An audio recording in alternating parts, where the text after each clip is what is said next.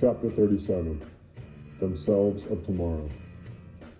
The trip is over. We load everything back onto the bus. Someone starts a game of telephone at the front of the bus with the phrase, "These pretzels are making me thirsty," which morphs into, "I'm thirsty for your nuts" by the time it reaches the back row. Alright, look. If Josh flies, Mr. Dutch flies, and Headmaster Scott flies, do sunsets fly? Asked Sarah. What? I say sunsets? Yeah. I have no idea. I literally couldn't make it any simpler. You literally could. I say, continuing to misunderstand the secret of the game. I put in my headphones and listen to Spoiled. Near the coast, a tire explodes on the bus. The driver pulls the vehicle into a nearby parking lot, not too far from a beach. We stand around with our arms crossed. People tell each other what they've heard in regard to the plan from this point going forward. It's going to be a few hours. Go down to the beach and enjoy the beauty our Lord has created, shouts Mr. Dutch. We all walk down to the beach. It's freezing cold and everyone is underdressed. Pajama pants flail in the semi-glacial wind. Don't go past the big rock, yells one of the moms.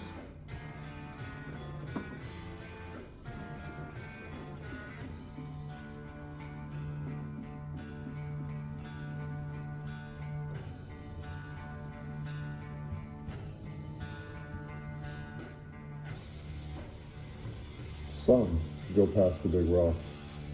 Some take a seat and look out at the horizon. Some take pictures. Some sit on boulders and dangle their feet. Some are telling secrets. Others are shrieking with laughter. Some are skipping rocks. Others are rubbing their shoulders. Some will drop out of college and then start selling real estate. Some will work at Toyota, then quit Toyota to become a full-time electrician. Some will waitress at a really fancy restaurant, then cheat on their boyfriend with their shift manager. Some will move to Korea for a year. Some will continue to keep it a secret that they got pregnant 2 months ago at Gloria's house party and then deliver the baby about 6 months after graduation. After delivering the baby, some will surprise everyone by running an enormously successful online business.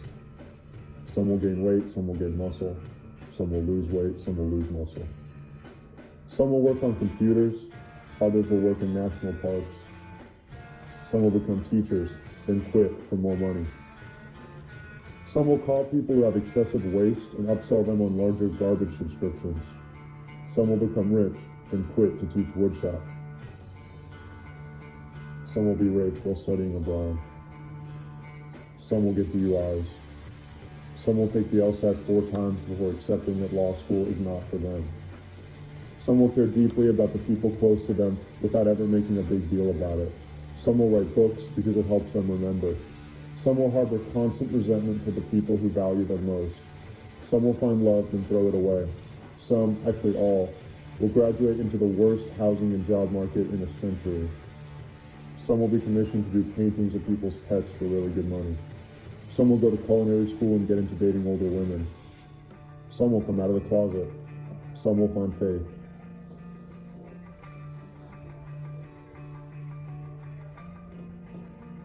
When they look back, they'll remember who they were in the context of Golden Sierra's '08 senior class.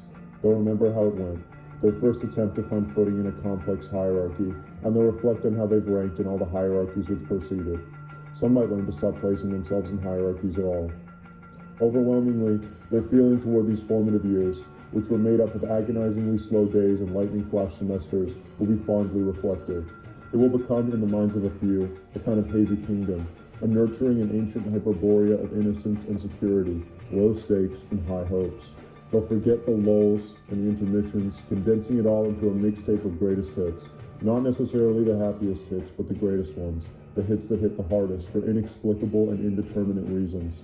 And for some, this worship of a fallen empire will distract them from their present reality. Their brains will tint the hue just so, and it'll all make a bit more sense in retrospect than it did in the moment.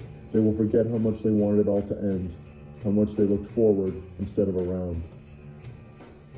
Still, in the majority, these common histories will be a source of inner vitality.